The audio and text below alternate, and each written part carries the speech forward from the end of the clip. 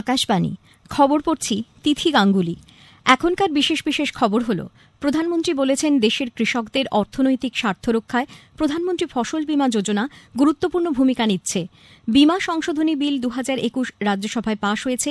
বিলে প্রত্যক্ষ বিদেশি বিনিয়োগের ঊর্ধ্বসীমা 49 থেকে বাড়িয়ে 74% করা হয়েছে।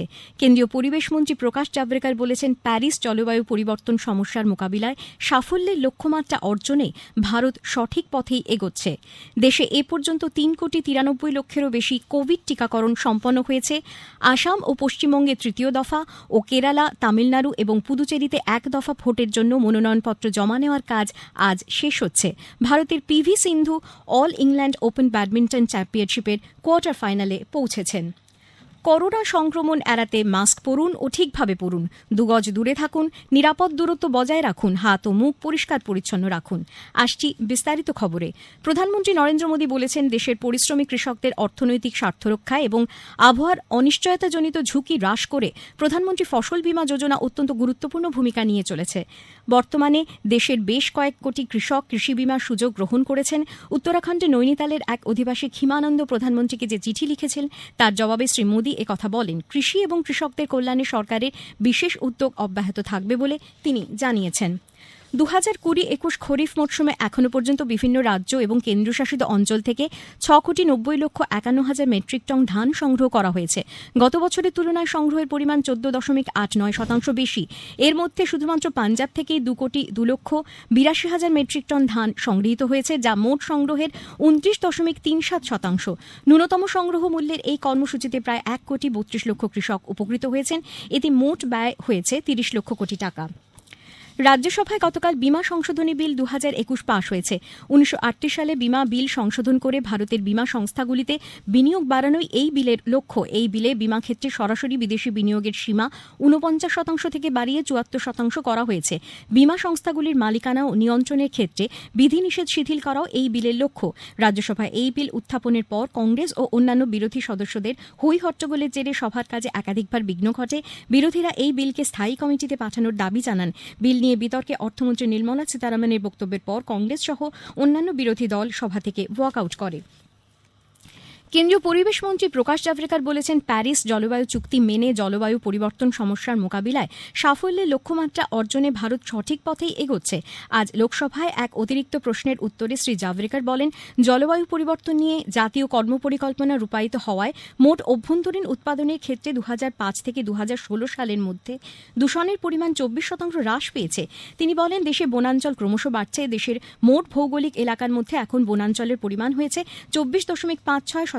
দেশে ক্রমবর্ধমান দূষণ মাত্রা নিয়ে এক প্রশ্নের উত্তরে শ্রী জাভড়েকর বলেন, কার্বন নির্গমন কমাতে একাধিক ব্যবস্থা নেওয়া হয়েছে। প্রধানমন্ত্রী নরেন্দ্র মোদী ঘোষিত জাতীয় স্বচ্ছ বায়ু প্রকল্পের আওতায় আগামী 5 বছরের মধ্যে দেশের 100টি শহরে দূষণ কমাতে সরকার দৃঢ় সংকল্প বলেও তিনি মন্তব্য করেন।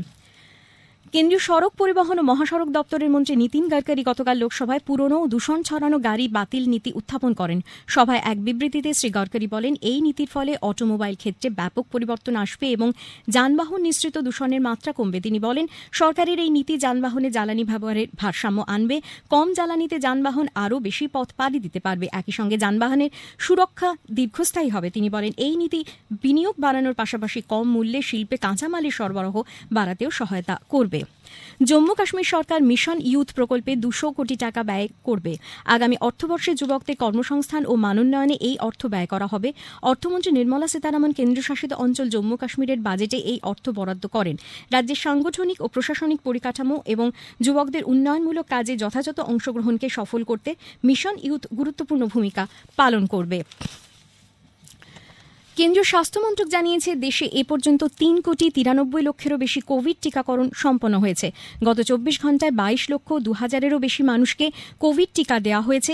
এদিকে দেশে কোভিড-19 সংক্রমণ বাড়ছে। গত 24 ঘণ্টায় নতুন করে 39,726 জন সংক্রমিত হয়েছেন। ফলে সারা দেশে করোনা সংক্রমণের মোট সংখ্যা বেড়ে 1,15,00,000 পেরিয়ে গেছে। স্বাস্থ্যমন্ত্রক জানিয়েছে, গত 24 ঘণ্টায় 154 জনের মৃত্যু হওয়ায় মোট মৃতের সংখ্যা হয়েছে 1,59,000।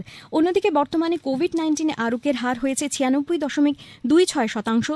24 ঘণ্টায় 20,000-এরও বেশি মানুষ সুস্থ হয়েছেন। মন্ত্রক জানিয়েছে 1,10,00,000-এরও বেশি মানুষ এ পর্যন্ত সুস্থ হয়েছেন। বর্তমানে দেশে অ্যাক্টিভ কেসের সংখ্যা 2,71,000-এর বেশি, যা মোট সংখ্যার 2.36%।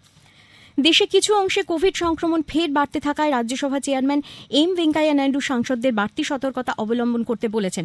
স্বাস্থ্যমন্ত্রক ও রাজ্য সরকারগুলি নির্ধারিত সতর্কতামূলক ব্যবস্থা কঠোরভাবে মেনে চলার পরামর্শ দিয়েছেন। রাজ্যসভায় আজ শ্রী নাইডু একথা বলেন। তিনি মানুষকে কোভিড ভ্যাকসিন নেওয়ার পরামর্শ দিয়েছেন। এই খবর শুনছেন আকাশবাণী থেকে। আসাম ও পশ্চিমবঙ্গে বিধানসভা নির্বাচনের তৃতীয় দফায় ভোটের জন্য মনোনয়নপত্র জমা নেওয়ার কাজ আজ শেষ দিন। সেই সঙ্গে আজই কেরালা, তামিলনাড়ু ও কেন্দ্রশাসিত অঞ্চল পুদুচেরিতে এক দফা ভোটের জন্য মনোনয়নপত্র জমা নেওয়া হচ্ছে। আসামে ও পশ্চিমবঙ্গে প্রথম ও দ্বিতীয় দফার ভোটের জন্য প্রচার এখন জোর কদমে চলছে। বর্তমানে পশ্চিমবঙ্গে চতুর্থ দফার ভোটের জন্য মনোনয়নপত্র জমা নেওয়ার প্রক্রিয়া চলছে। আসামে 47টি আসনে প্রথম দফায় আগামী 27শে মার্চ ভোট গ্রহণ করা হবে। পশ্চিমবঙ্গে প্রথম দফায় ওই দিন 30টি আসনে ভোট গ্রহণ করা হবে। দ্বিতীয় দফায় আগামী 1 এপ্রিল আসামের 39টি আসনে এবং পশ্চিমবঙ্গে 30টি আসনে ভোট গ্রহণ করা হবে। তৃতীয় দফায় 6 এপ্রিল আসামের 40টি আসনে ও পশ্চিমবঙ্গে 31টি আসনে ভোট গ্রহণ করা হবে। কেরালা, তামিলনাড়ু, পুদুচেরিতে এক দফায় আগামী 6 এপ্রিল ভোট নেওয়া হবে। কেরালার 140টির সবকটিতে, তামিলনাড়ুর 234টির সবকটিতে, পুদুচেরির 30টি আসনে ওই দিন ভোট নেওয়া হবে। এছাড়া তামিলনাড়ুর কন্যাকুমারী এবং কেরালার মাল্লাপুরম লোকসভা আসনের উপনির্বাচনের জন্য ওই দিন ভোট নেওয়া হবে। পশ্চিমবঙ্গে বিধানসভা নির্বাচনের প্রথম দফায় 191 জন প্রার্থী প্রতিদ্বন্দ্বিতায় রয়েছেন। অতিরিক্ত মুখ্য নির্বাচনী আধিকারিক সঞ্জয় বসু কলকাতায় সাংবাদিকদের জানিয়েছেন, পুরুলিয়ায় 63 জন, পশ্চিম মেদিনীপুরে 35 জন, ঝাড়গ্রামে 34 জন, পূর্ব মেদিনীপুরে 33 জন এবং বাঁকুড়ায় 26 জন প্রতিদ্বন্দ্বিতা করছেন। এ মাসের 27 তারিখে এই 5 জেলায় 30টি আসনে ভোট নেওয়া হবে। অপরদিকে দ্বিতীয় পর্যায়ে 1 এপ্রিল 30টি আসনে নির্বাচন হবে। এই পর্যায়ে 4 জেলায় 172 জন প্রার্থী প্রতিদ্বন্দ্বিতা করছেন। পূর্ব মেদিনীপুরে 58 জন, বাঁকুড়ায় 53 জন, পশ্চিম মেদিনীপুরে 42 জন ও দক্ষিণ 24 পরগনায় 19 জন প্রার্থী রয়েছেন। এদিকে তৃতীয় দফা নির্বাচনের জন্য আজই মনোনয়ন জমা নেওয়ার শেষ দিন। গতকাল পর্যন্ত 78 জন মনোনয়ন জমা দিয়েছেন। আগামী মাসের 6 তারিখ এই পর্যায়ে 3 জেলার 31টি আসনে ভোট নেওয়া হবে। রাজ্যের 4টি কেন্দ্রে দলীয় প্রার্থী বদল করল তৃণমূল কংগ্রেস। নদিয়ার কল্যাণী, উত্তর 24 পরগনার অশোকনগর ও আমডাঙ্গা এবং বীরভূমের দুবরাজপুর বিধানসভা কেন্দ্রের প্রার্থী বদল করা হয়েছে। আজ তৃণমূল কংগ্রেসের তরফে জানানো হয়েছে, কল্যাণীতে প্রার্থী করা হয়েছে অনিরুদ্ধ বিশ্বাসকে। আগে কল্যাণী বিধানসভা কেন্দ্রের প্রার্থী করা হয়েছিল রবীন্দ্রনাথ বিশ্বাসকে। অশোকনগর বিধানসভা কেন্দ্রে ধীমান রায়ের বদলে নারায়ণ গোস্বামী, আমডাঙ্গায় মুস্তাক মোর্তাজার বদলে রফিকুর রহমান এবং দুবরাজপুরে অসীমা ধীবরের বদলে দেবব্রত সাহাকে প্রার্থী করা হয়েছে। তৃণমূল কংগ্রেসের একটি সংসদীয় প্রতিনিধি দল আজ নতুন দিল্লিতে নির্বাচন কমিশনে যেতে পারে। তৃণমূল কংগ্রেসের দলীয় সূত্রে জানা গেছে, পশ্চিমবঙ্গে আসন্ন বিধানসভা নির্বাচনে অবাধ ও সুষ্ঠু ভোট করার বিষয়ে দলীয় সাংসদরা নির্বাচন কমিশনের সঙ্গে আলোচনা করবেন। সৌগত রায়, যশবন্ত সিনহা, মোহাম্মদ নাদিমুল হক, প্রতিমা মণ্ডল এবং মহুয়া মৈত্র এই প্রতিনিধি দলে থাকবেন। উল্লেখ্য, যশবন্ত সিনহা সম্প্রতি তৃণমূল কংগ্রেসে যোগ দেন এবং মমতা ব্যানার্জি তাকে দলের সহসভাপতি পদে নিয়োগ করেন। কি ভাইয়া, কে জিতবে এবার ভোটে? তুমি কে জিতবে ভাবছো, আর আমি ভাবছি এই করোনা কালে কে ভোট দিতে যাবে।